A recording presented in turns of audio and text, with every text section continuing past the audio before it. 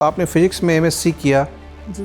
BSc, MSc, inter सब पढ़ा physics से, फिर भी हौसला नहीं बना? क्या कारण है कि कानपुर, जबकि आप लगभग 70 सालों में जब भी बात की जाती है तो सबसे गंदे शहरों में से गिना जाता है। कमिश्नर सिस्टम आने से उत्तर प्रदेश की कानून व्यवस्था किस तरीके से सुदृढ़ हुई है, जबकि रिपोर्ट्स कुछ दूसरी तरफ इशारा करती हैं? सॉलिड वेस्ट मैनेजमेंट के लिए भारत में क्या प्रयास चल रहे हैं?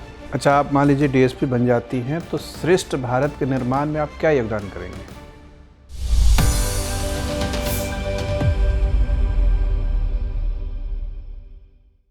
May I come in, sir? Come in. Morning, sir. Good morning. Morning. बैठिए आरती। Thank you, sir. हिंदी में बात करना पसंद करेंगे? जी सर। ठीक है, अपना परिचय दीजिए। सर, मेरा नाम आरती साहू है।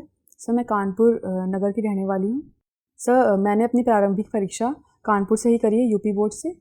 सर, मैंने अपनी ग्रेजुएशन की परीक्षा साइंस स्ट्रीम में फिज़िक्स, केमिस्ट्री, मैथ सब्जेक्ट से करी है, और मैंने अपना पोस्ट ग्रेजुएशन साइंस स्ट्रीम में ही फिज़िक्स सब्जेक्ट से किया है। सर, मेरी हॉबीज़ राइटिंग है, और सर मैंने अभी लोअर यूपी ट्रिपल एससी द्वारा आयोजित लोअर पीसीएस की परीक्षा में अधिशासी अधिकारी का पद प्राप्त किया है, और यूपी पीएससी द्वारा आयोजित समीक्षा अधिकारी की परीक्षा में समीक्षा अधिकारी सचिवालय के पद पर मेरा चयन हुआ अभी। 2 तरह का चयन हो गया आपका। जी सर। कहाँ ज्वाइन करेंगी? सर, समीक्षा अधिकारी सचिवालय। अच्छा, अधिशासी अधिकारी नहीं, क्या फ़र्क है दोनों कार्यों में? सर, अधिशासी अधिकारी सर एक फील्ड जॉब है। सर, वो बेसिकली जो नगर पंचायत मुझे अलॉट होगी, सर वहाँ पर जितना विकासात्मक कार्य होंगे, सड़क हो गई या सफाई हो गई, तो सर मुझे वो काम देखना पड़ेगा, उस एरिया में पूरा विकास का सारा काम देखना। तो फील्ड वर्क से आप घबरा रही हैं? सर, ऐसा नहीं है फील्ड वर्क से घबरा रही हूँ सर, लेकिन ये है कि रिव्यू ऑफिसर की जॉब में थोड़ा मुझे टाइम मिल जाएगा, ताकि मैं अपनी आगे अपॉर्चुनिटी को एक्सप्लोर कर सकूँ, जब भी मुझे आगे टाइम मिलेगा पढ़ने का। अच्छा, मतलब आप ईमानदारी से नौकरी करने का इरादा नहीं रखती हैं, आप उसे एक लॉन्चिंग पैड के रूप में यूज़ करेंगी? सर, ऐसा नहीं है सर, मतलब आप अपने पोटेंशियल का मैक्सिमम यूज़ करना चाहती हैं। अच्छा, तो क्या कार्य होगा समीक्षा अधिकारी के रूप में आपका?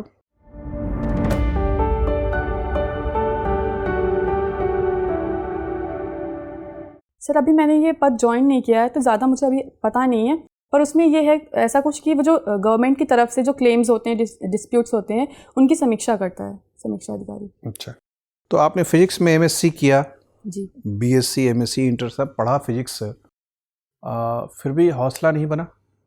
सर, फिजिक्स सर क्यों ये छोड़ कहना कहीं तक उचित होगा कि मेरा हौसला नहीं बना, क्योंकि सर जब मैंने पोस्ट ग्रेजुएशन किया और जब इस फील्ड में आने का विचार किया, तो सर एक होता है ना कि आप गाइडेंस देखते हैं, मटेरियल देखते हैं, लेकिन जब वो मुझे अवेलेबल नहीं हुआ प्रॉपर, मुझे लगा कि शायद मैं गाइडेंस की प्रेजेंस ना हो और तो मैं बेहतर ना कर पाऊँ। तो सर मुझे लगा कि एक ऐसा सब्जेक्ट का चुनाव करना चाहिए जिसके लिए प्रॉपर गाइडेंस भी और मैं थोड़ा कंफर्ट जोन में भी रहूँ। अच्छा, आपने संविधान की प्रस्तावना पढ़ी होगी। प्रशासकों के दायित्व निर्वहन में प्रस्तावना के कौन से प्रावधान महत्वपूर्ण हैं? सर, मुझे लगता है कि प्रस्तावना के सारे प्रावधान महत्वपूर्ण ही हैं, क्योंकि प्रस्तावना में सामाजिक, आर्थिक, राजनीतिक न्याय की भी बात की गई है। तो सर अगर आप न्याय की बात कर रहे हैं तो कहीं ना कहीं मूल अधिकार भी वहाँ शामिल हो जाएंगे। फिर आप प्रतिष्ठा और अवसर की समता की बात कर रहे हैं तो कहीं ना कहीं ये भी मानव के मूल अधिकार में ही शामिल है। तो मुझे लगता है सर कि प्रस्तावना के जितने टर्म्स उसमें शामिल क्या आपको लगता है कि पुरुषों और स्त्री जो नागरिक हैं उनके लिए बीच प्रतिष्ठा और अवसर की समानता की दिशा में हम आगे बढ़ रहे हैं? सब प्रयासरत हैं, और कहीं ना कहीं सर धीमे धीमे एक स्तर परिवर्तन दिख रहा है।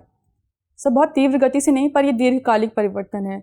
क्यों परिवर्तन बहुत धीमा है? सर मुझे लगता है कि सामाजिक संरचना मतलब बहुत दीर्घकालिक प्रक्रिया में ही परिवर्तित होती है। जहाँ तक प्राचीन काल से लेकर आधुनिक काल में महिलाओं की स्थिति में बहुत तीव्र गति से परिवर्तन नहीं देखा गया है, क्योंकि ऐसे परिवर्तन एक ये है कि जो समाज में स्त्रियों के लिए जो सोच या समझ है, सर विचारात्मक परिवर्तन थोड़ा धीमी गति से होते हैं तुलनात्मक रूप से भौतिक परिवर्तन के। अच्छा, आप मान लीजिए डीएसपी बन जाती हैं तो श्रेष्ठ भारत के निर्माण में आप क्या योगदान करेंगे? सर, जहाँ तक मुझे पता है कि डीएसपी का कार्य न्याय और लॉ एंड ऑर्डर को मेंटेन करके रखना है। तो मुझे लगता है कि सर अगर समाज में लॉ एंड ऑर्डर मेंटेन रहता है, समाज में आपराधिक गतिविधियों को रोका जाता है और व्यक्ति अपने कर्तव्यों से विमुख नहीं हो रहा है, तो सर मुझे लगता है कि इस मामले में मैं थोड़ा सा काम कर पाऊँगी। अच्छा, तो जो कार्यशैली है अभी यूपी में वही जारी रखेंगी? सर मुझे लगता है कि यूपी गवर्नमेंट धीरे धीरे इस क्षेत्र में काम कर रही है, कार्यशैली में परिवर्तन कर रही है, उनकी अभिवृत्ति में परिवर्तन कर रही है। तो सर मैं जो उनकी कार्यशैली जो उन्होंने जो चल रही है सर, मैं वही मतलब उसी को ही आगे कंटिन्यू करने की कोशिश करूँगी। इस कार्यशैली में 2 खूबियाँ क्या हैं बताइए? सर अभी कुछ हाल फिलहाल में देखा गया है कि सरकार द्वारा जो दंडात्मक कदम या जो डिमोशन की जो प्रवृत्ति अपनाई जा रही, तो कहीं ना कहीं जो कर्मचारी हैं वो अपने कर्तव्यों का निर्वहन ठीक से करने लगे हैं। और कहीं ना कहीं उनमें ये डर भी है कि अगर हम किसी गलत गतिविधि में पाए जाते हैं तो हमारे साथ कुछ भी हो सकता है। तो सर एक तो खूबी यही है। सर दूसरी खूबी ये है कि कहीं ना कहीं समाज जो है वो सरकार के प्रति और प्रशासन के प्रति सकारात्मक दृष्टिकोण समाज में निर्मित हो रहा है। समाज को लग रहा है कि हाँ, प्रशासन हमारे पक्ष में काम कर रहा है। ठीक है सर। आप कानपुर बिलोंग करती हैं, कानपुर नगर से। अच्छा, ये ग्रीन पीस इंडिया की एक रिपोर्ट है और उसमें ये बताया गया है कि भारत के जो 25 मोस्ट पॉल्यूटेड सिटीज़ हैं उनमें से करीब 14 वो उत्तर प्रदेश में है, तो कानपुर भी शामिल है। क्या कारण है कि कानपुर, जबकि आप लगभग पिछले 70 सालों में जब भी बात की जाती है तो सबसे गंदे शहरों में से गिना जाता है? क्या वहाँ के लोगों को इस बात को लेकर सजगता अभी तक नहीं आई है कि हमें अपने शहर को साफ़ सुथरा रखना है? सर मुझे लगता है कि ये थोड़ा मानसिक, कई बार क्या होता है कि सर हम सोचते बहुत ज़्यादा हैं पर हम अपने दायरे में इतने सीमित रहते हैं कि हम बहुत ज़्यादा इन चीज़ों को महत्व ही नहीं देते हैं। सर कानपुर में अगर देखा जाए तो वायु प्रदूषण, जल प्रदूषण की समस्या काफ़ी गंभीर है, खासकर जल प्रदूषण की, क्योंकि सर वहाँ पर उन्नाव से कानपुर उन्नाव सटा हुआ है, तो वहाँ चमड़ा उद्योग की अधिकता है। तो सर कहीं ना कहीं वो सीसा मऊ जो नाला है, सॉरी सर नाम याद नहीं आ रहा मुझे, कोई बात नहीं सर, वहाँ पे चमड़ा टेनरी का गंदा पानी जाता है, या फैक्ट्रीज लगी हैं सर उनका पानी जाता है, सीवेज जाता है। तो सर कहीं ना कहीं ये फैक्ट्री कर्मचारियों मालिकों की सर अनदेखी या उनकी अजागरूकता की वजह से भी है। सर वो उन्हें बस अपने बिजनेस से मतलब है, उन्हें इस बात से बहुत ज़्यादा फर्क नहीं पड़ रहा है कि सोसाइटी में क्या हो रहा है या हमारे नगर में प्रदूषण की समस्या गहन होती जा रही है। चलिए, अगर आपको कानपुर में ये अवसर दे दिया जाए कि ये जो प्रदूषण की समस्या है इसे आप हल करें, तो क्या क्या प्रयास आपके द्वारा किए जाएंगे? सर मुझे लगता है गवर्नमेंट ने कुछ ना कुछ निर्देश। आप क्या प्रयास करेंगे? सर गवर्नमेंट ने जो वायु प्रदूषण या जल प्रदूषण से जुड़े हुए दिशा निर्देश जारी किए हैं, सर पहले तो मैं उनका क्रियान्वयन ज़मीनी स्तर पर करने की कोशिश करूँगी। और सर जो आसपास जितनी भी नगर के आसपास जितनी भी फैक्ट्रियाँ हैं जिनसे वायु प्रदूषण या जल प्रदूषण का खतरा है, सर उनके जो मालिक होंगे सर उनसे इस विषय की गंभीरता से उन पर चर्चा करूँगी कि हाँ ये विषय बहुत गंभीर है, कल को हमारी आने वाली पीढ़ियाँ कोई एक ठोस सुझाव बताइए कि जिससे कम से कम हमें लगे कि हाँ ये प्रयास जो है वाकई आगे चल के सफल होंगे। आप समस्या से परिचित हैं, कोई ठोस उपाय बताइए। सर इसके लिए यही है कि दिशा निर्देश जारी करूँगी और उनका कड़ाई से पालन करने का प्रयास करूँगी, दंडात्मक कार्रवाई का भी। अच्छा चलिए, सॉलिड वेस्ट मैनेजमेंट के लिए भारत में क्या प्रयास चल रहे हैं? सर इसके लिए कोई अधिनियम, सर मुझे अधिनियम याद नहीं, उसके लिए कोई अधिनियम आया था। प्रयास किस तरीके के चल रहे हैं? इसका प्रयोग कहाँ किया जा सकता है? इसके बारे में जानकारी नहीं है, कोई बात नहीं। चलिए, अच्छा ये बताइए, यूपी में एक महिला सामर्थ्य योजना चलाई गई है, क्या है ये? सर इसका अच्छा चलिए, एक अंतिम प्रश्न आपसे, मुझे बताइए कि अभी एक विवाद उत्पन्न हुआ कि एक जो पूर्व न्यायाधीश उनको राज्यपाल के रूप में नियुक्त किया गया, तो इस तरह के जो परंपरा है इसे आप कितना सही मानती हैं और क्या समस्या आप देख रही हैं इसमें? सर अगर इस तरह की परंपरा रहेगी तो कहीं ना कहीं जो न्यायालय की स्वतंत्रता वाला मुद्दा है सर वो कहीं ना कहीं सुनिश्चित नहीं हो पाएगा, और कहीं ना कहीं न्यायाधीश के जो निर्णय होंगे वो इस कार्य से प्रभावित होंगे कि हो सकता है कि उन्हें कुछ वर्षों में और उच्च पद दिया जा सके। तो मुझे लगता है कि सर या तो ये राज्य न्यायाधीश को एक टाइम गैप दे दें कि हाँ आपकी सेवानिवृत्ति के 5 या 6 साल बाद ही आप कोई पद धारण कर सकेंगे, या फिर सर ये चीज़ को रोका जाए।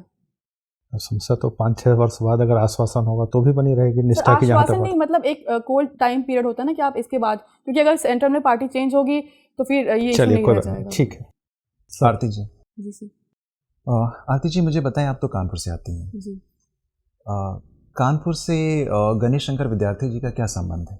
सर गणेश शंकर विद्यार्थी जी की शायद कोई पत्रिका का वहाँ से, सर मुझे रिकॉर्ड नहीं हो रहा है। आपने इतिहास विषय से परीक्षा दी है? जी। ओके, कोई बात नहीं। मुझे बताएं कितने कमिश्नरेट डिस्ट्रिक्ट्स हैं उत्तर प्रदेश में प्रस्तावित हैं, कहाँ पे एग्जीक्यूशन में है? लखनऊ में और कानपुर में है और शायद 4 जगह और प्रस्तावित है। कौन कौन सी जगह पे? सर रिकॉल नहीं होगा, पढ़ा नहीं है सर। गौतम बुद्ध नगर, जी, बनारस। गौतम बुद्ध नगर है। ठीक है। कमिश्नर सिस्टम आने से उत्तर प्रदेश की कानून और व्यवस्था किस तरीके से सुदृढ़ हुई है, जबकि रिपोर्ट्स कुछ दूसरी तरफ इशारा करती हैं? Sorry sir. कोई बात नहीं। भारत G20 ग्रुप की प्रेसिडेंसी अध्यक्षता करेगा। भारत के समक्ष क्या चुनौतियां होंगी इस कॉन्फ्रेंस में विश्व समुदाय को एक संदेश देने के तहत? सर G20 समिट की अध्यक्षता भारत कर रहा है, तो उसकी थीम है वसुधैव कुटुंबकम।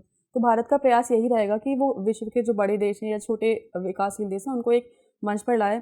सर सबसे बड़ी चुनौती होगी रूस को इस सम्मेलन में शामिल करना, क्योंकि रूस इस सम्मेलन में आने से बहिष्कार कर रहा है।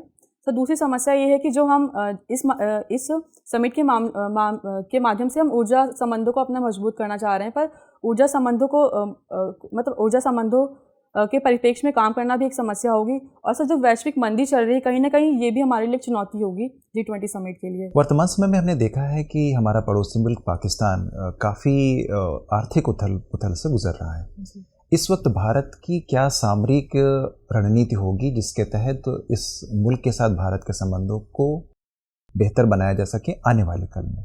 सर पाकिस्तान में जो समस्या चल रही है, कहीं ना कहीं भारत, क्योंकि वो भारत का पड़ोसी देश है, तो कहीं ना कहीं भारत के राजनीतिक और सामरिक संबंध प्रभावित होंगे ही। सब एक मानवीय सर क्योंकि भारत UN में शांति का समर्थक रहा है, तो भारत का मानवीय उत्तरदायित्व ये बनता है कि वो पाकिस्तान के कुछ मामलों में मदद करे। पर सर मुझे लगता है कि ये एक सीमित दायरे में रह के होना चाहिए। आपको नहीं लगता कि जिस तरीके से हमने एक तत्परता दिखाई है अभी तुर्की में जो भूकंप आया उनके पीड़ितों की मदद के लिए, उसी तरीके का कोई एक वैकल्पिक योजना हम बनाएं ताकि पाकिस्तान की अर्थव्यवस्था को सुदृढ़ बनाने में हमारा योगदान हो, और एक सुदृढ़ पाकिस्तान भारत के आर्थिक हितों के लिए अच्छा ही होगा? आपको नहीं लगता? सर पाकिस्तान की जो अर्थव्यवस्था का एक कारण ये भी रहा है कि पाकिस्तान रक्षा में और इन चीज़ों में ज़्यादा खर्च करता है। तो कहीं ना कहीं सर मुझे लगता है कि जो पाकिस्तान डिफेंस में खर्च कर रहा है, कहीं ना कहीं वो भारत को काउंटर करने के लिए ही करता है। तो अगर यही स्थिति है तो म्यांमार भी अपने रक्षा क्षेत्र में काफ़ी अच्छा खर्च करता है, तो ये स्थिति उसके साथ क्यों नहीं? सर सही, आप बात सही कह रहे हैं सर। मुझे लगता है कि कहीं ना कहीं सर ये एक राजनीतिक मुद्दा है। ठीक है, कोई नहीं। क्या आपने विंडफॉल टैक्स के बारे में सुना? नहीं सर, नहीं सुना। कोई बात नहीं। मुझे ये बताएं कि उत्तर प्रदेश में जो उच्च सदन है लेजिस्लेटिव काउंसिल, उसमें महिलाओं का कितना प्रतिनिधित्व है? Sorry sir. ठीक है। भारती, आपने हिंदी साहित्य विषय लिया है, तय है इसमें कुछ न कुछ खूबियाँ आपको नजर आई होंगी। जी क्या आकर्षित करता है हिंदी सर, साहित्य? एक तो ये मेरी हॉबी से मैच करता है, राइटिंग है हॉबी मेरी, तो कहीं ना कहीं सर ये इस चीज़ से थोड़ा मुझे मैच कर जाता है। दूसरी बात ये कि सर हिंदी साहित्य पढ़ने में थोड़ा सा रोचक है पढ़ने में, और कहीं ना कहीं सर थोड़ा अच्छा फील होता है उसे पढ़ के। अभी प्रधानमंत्री ने एक सभा में कहा कि तमिल भारत की सबसे पुरानी भाषा है। आपकी क्या समझ है, भारत की सबसे पुरानी भाषा और साहित्य किस विषय में है? सर जहाँ तक मैंने हिंदी साहित्य में पढ़ा है तो वो संस्कृत को ही सबसे पुरानी भाषा मानते हैं। बाकी सर मुझे इसके बारे में ज़्यादा पता नहीं है। अच्छा, आपको लगता है कि हिंदी साहित्य दुनिया के अन्य भाषाओं जैसे अंग्रेजी हो या चीनी भाषा हो, रूसी भाषा हो, जर्मन भाषा हो, उन साहित्य के समकक्ष स्तर पर पहुंच पा रही है? इस दिशा में ध्यान नहीं दिया? सर कुछ बोलने की स्थिति में ऐसा माना जाता है कि किसी देश के महाशक्ति बनने में उसके चिंतन और साहित्य का एक सूचक के रूप में उपयोग किया जाता है। स्पोर्ट्स भी होता है, उसमें इकोनॉमी भी होती है। तो क्या आपको लगता है कि भारतीय साहित्य, खासतौर पे हिंदी साहित्य में जहाँ लोग अभिव्यक्ति हैं, उसमें विविधता और परिपक्वता है, या कुछ खास ही विषयों से ये जुड़ा रहता है? सर हिंदी साहित्य में विविध प्रकार के विषयों को लेकर के लिखा गया है। जहाँ तक वैश्विक स्तर पर कूटनीति इनकी बात है तो सर ये बहुत कम दिखाई पड़ता है हिंदी साहित्य में। क्या कारण है? अभी भी पिछले कई हजार वर्षों से भारतीय, खासतौर पे उत्तर भारतीय जो संस्कृति है वो अंतर्मुखी दिखती है। विश्व के प्रति उसमें जिज्ञासा की कमी है, उसकी अभिव्यक्ति नहीं नजर आती। आपको लगता है अंतर्मुखी है संस्कृति? सर ऐसा तो नहीं लगता है, बस ये है कि सर प्रसार और प्रचार की वजह से ऐसा हो जाता है कि वो एक लिमिटेड एरिया में है। अच्छा, क्या हम कर सकते हैं ताकि जो जगत है, जिसे कई लोग अपमानजनक नज़रिए से गोबर पट्टी भी कह देते हैं, इसमें एक उदारता विकसित हो और जो वाकई जो पुराना दर्शन रहा है विश्व बंधुत्व की भावना, वो विकसित हो। सर सर्वप्रथम तो हमें सर खुद की अभी दृष्टिकोण को परिवर्तित करना होगा, क्योंकि सर हमारे यहाँ भी नॉर्मल ये मेंटालिटी बन गई है कि जो हिंदी भाषी लोग हैं वो कमतर हैं अन्य भाषा को जानने वालों से। तो सर सर्वप्रथम तो हमें अपने ही दृष्टिकोण को परिवर्तित करना होगा। सर दूसरी बात ये है कि सर हमें हिंदी भाषा के प्रचार प्रसार के लिए काम करना होगा थोड़ा। सर जैसे अभी हम इंग्लिश साहित्य को वरीयता देते हैं जब हम ट्रैवलिंग करते हैं या पढ़ते हैं, और सर हम चाहे हम ब्लॉग लिखें या फेसबुक पे पोस्ट करते हैं, सर हम कोशिश करते हैं कि हम वो भी इंग्लिश में ही लिखते हैं या अन्य भाषाओं में लिखते हैं। सर हम हिंदी भाषा के प्रयोग को करते ही नहीं हैं, तो हमें ये कोशिश करनी चाहिए कि हम हिंदी भाषा के प्रयोग को बढ़ाएं। और सर सरकार को भी ऐसी कुछ योजनाओं को लाना होगा जिससे हिंदी भाषा के प्रचार प्रसार को महत्व मिले। एक खिचड़ी भाषा तेज़ी से विकसित हो रही है, जैसा कि आपने ब्लॉग की बात की, जिसमें अंग्रेजी के शब्द अनावश्यक रूप से बढ़ते चले जा रहे हैं। आपको क्या लगता है, सरकार को क्या ऐसे कुछ प्रयास करने चाहिए ताकि एक सरल और प्रांजल हिंदी भाषा की समाज में लोकप्रियता बढ़े? सर भाषा के स्तर पर तो मुझे लगता है कि सर ये प्रयास तो लोगों का ही होना चाहिए। सर सरकार को भी ऐसे प्रयास करने चाहिए, क्योंकि जब सरकार ऐसे कोई प्रयास करती है तो लोगों के अंदर कहीं ना कहीं एक चेतना विकसित होती है कि हाँ सरकार कर रही है तो इसके पीछे कुछ लॉजिक होगा या कुछ देश के हित में ही होगा। सर सरकार को प्रयास तो करना चाहिए। सरकार कुछ प्रयास करती हुई दिख रही है?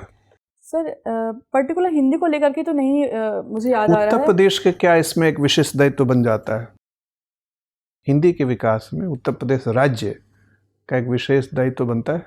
सर उत्तर प्रदेश राज्य हिंदी भाषी राज्य है, तो मुझे लगता है सर इसका तो विशेष दायित्व बनता है कि वो हिंदी भाषा के प्रचार प्रसार। क्या कोई कार्यक्रम है उत्तर प्रदेश राज्य का, सरकार का? ऐसा कोई कार्यक्रम मुझे तो याद नहीं आ रहा है। चलिए ठीक है आरती, आपसे बातचीत करके अच्छा लगा। आपका इंटरव्यू पूरा हो गया, आप जा सकते हैं।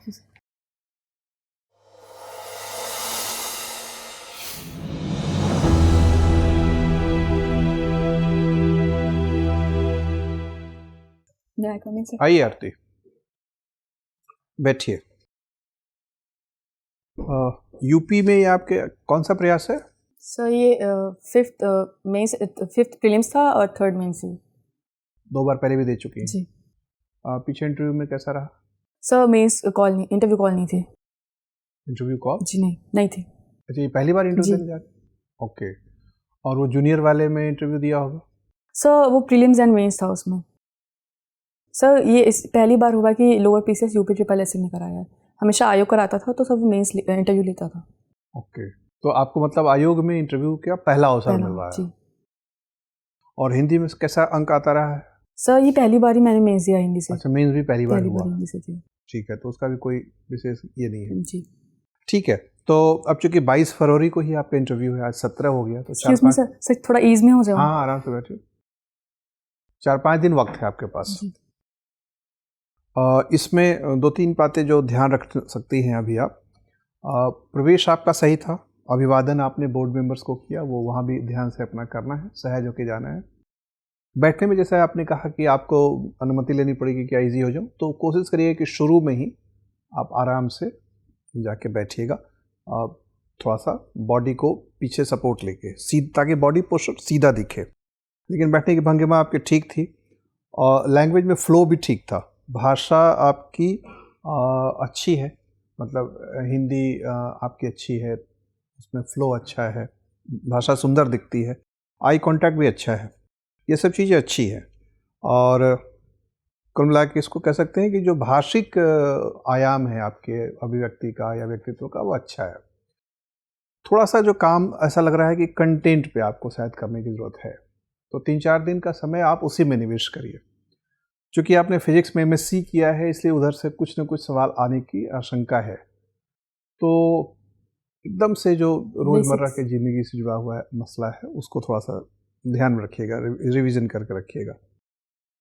चूँकि अभी कुछ घटनाएं घट रही हैं, तो करेंट में आपकी जो अपडेशन है वो शायद आपने अभी किया नहीं है। तो मुझे लग रहा है कि उसमें कम से कम 5-7 घंटा, 10 घंटा अगले 5 दिन में निकाल के 2-2 घंटा निवेश करिए।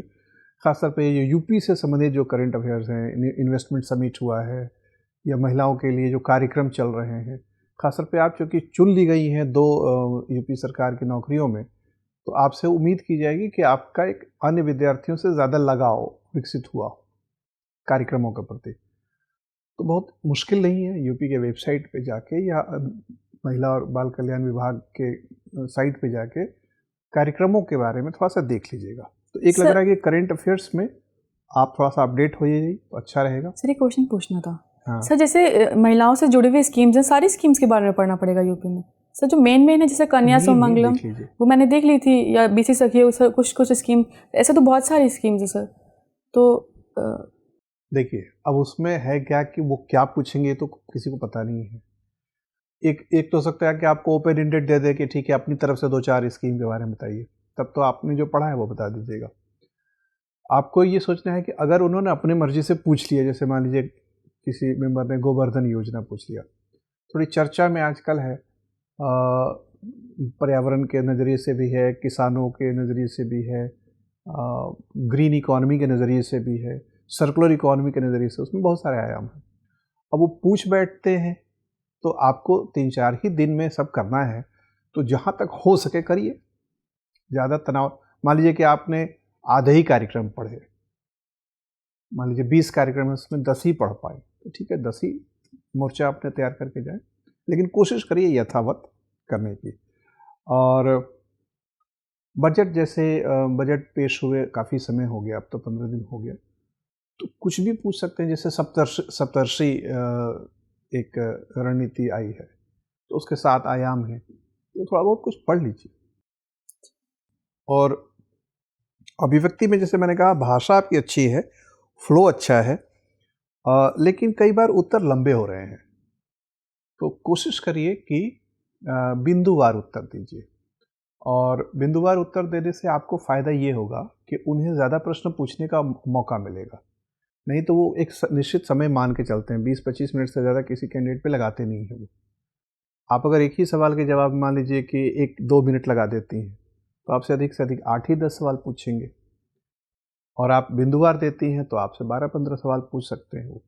जितने ज़्यादा सवाल पूछने का उनको मौका मिलेगा, आपके व्यक्तित्व के उजागर होने की संभावना उतनी अच्छी बनती है। तो आपके हक में है कि आप बिंदुवार उत्तर दें, टू द पॉइंट आंसर करें। और उसका तरीका वही है कि प्रश्न सुनते समय ही उत्तर बोलने की प्रक्रिया शुरू कर दें। और अगर फिर भी थोड़ा समय लगे तो 5-7 सेकंड का समय ले लें, थोड़ा सा ठहर के उत्तर दें। लेकिन बिंदुवार देंगी तो इम्पैक्ट अच्छा पड़ेगा, अंक बेहतर, वो ज़्यादा उनको आह्लादित महसूस करेंगे कि हाँ ये कैंडिडेट अच्छा है। वैसे कुल मिला के आपका व्यक्तित्व अच्छा है। ये सारी चीज़ें सिर्फ आपको, चूँकि आप आई हैं वैल्यू एडिशन के लिए, सुधार के लिए, तो ये सब बातों पे अगर आप ध्यान देंगी तो हमें आशा है कि आपके काफ़ी अच्छे अंक आएंगे। व्यक्तित्व आपका अच्छा है। ठीक है, और कोई प्रश्न है आप? जी सर, जो हिंदी साहित्य लिटरेचर के बारे में है सर, उसमें जैसे जो काव्य खंड, गद्य खंड, सर मैंने वो तो चीज़ें पढ़ ली हैं सर। जो वैचारिक क्वेश्चन जो आपने पूछे थे सर, उन पे कैसे जवाब देंगे कि क्या करना चाहिए? देखिए आपका जवाब मोटे तौर पर सही है, लेकिन उसमें एक जवाब ये होता है कि अंग्रेज़ों का साम्राज्य बहुत बड़ा था, तो अंग्रेजी में लिखने वालों के जीवन के अनुभव ज़्यादा व्यापक और विविध रहे हैं। या फ्रेंच लोगों का भी साम्राज्य बहुत बड़ा था, अफ्रीका में भी था, अमेरिका में भी था। तो फ्रेंच में लिखने वाले जो साहित्यकार हैं उनके भी जीवन के अनुभव ज़्यादा व्यापक और विविध है। सांस्कृतिक तौर पर उनमें व्यापकता है, भौगोलिक तौर पर भी व्यापकता है। हिंदी के रचनाकारों के पास उतने व्यापक तजुर्बा नहीं है भौगोलिक तौर पर या सांस्कृतिक तौर पर। तो आप मानिएगा कि हाँ ठीक है, लेकिन आप ये कहिएगा बिना शर्मिंदा हुए कि अभी हिंदी है ही बहुत कम आयु की, मुश्किल से 100 साल इसकी आयु हुई है आधुनिक हिंदी साहित्य की। जबकि फ्रेंच और इंग्लिश लिटरेचर या बाकी सब जो लिटरेचर का जिक्र जो हो रहा है वो सब कम से कम 600, 700, 800 साल पुराने हैं। सर एक लास्ट क्वेश्चन सर, जैसे बहुत फैक्चुअल क्वेश्चन अगर मैं नहीं दे पा रही हूँ, बैक टू बैक आंसर्स नहीं दे पा रही हूँ, बिना किसी शिकन के बताना है सर, क्योंकि आज के कई क्वेश्चन में ऐसा हुआ कि मुझे सॉरी सर बोलना पड़ा, या मुझे ठीक है वो अच्छा है, वो आपसे सॉरी देखा जाता है कि कहीं आप सॉरी कहने में झिझक तो नहीं रही हैं, कहीं अहंकारी व्यक्ति तो नहीं है।